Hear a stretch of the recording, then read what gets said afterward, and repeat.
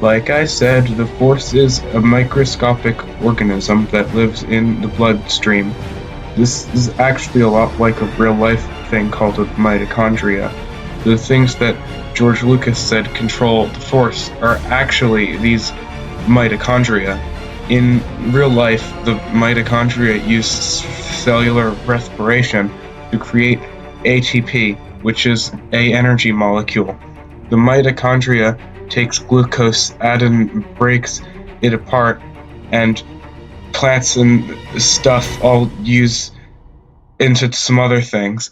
This process moves some electrons around, and it ends up producing ATP that the organism can use.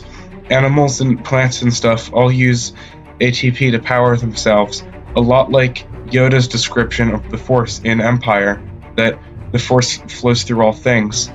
Since the ATP is produced and used inside of organisms, this fits into Obi-Wan's description of the Force, that it penetrates us. Without the mitochondria producing ATP, there would be no Force, and everything would die. You might be wondering why only the Jedi can use the Force if the Force is actually ATP and all people have this.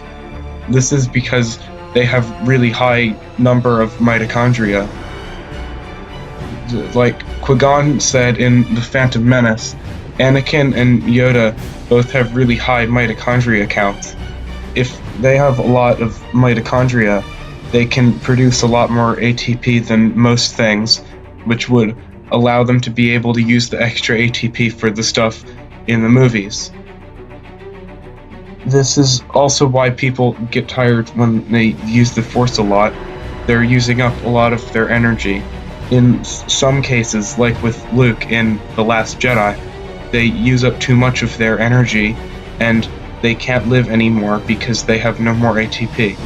This also could explain why some people are stronger with the Force than others. People with lower mitochondria counts can't afford to use as much ATP as people who have tons of mitochondria. In conclusion, ATP is the Force, and George Lucas actually didn't ruin anything in the prequels except Jar Jar Binks and most of the movie.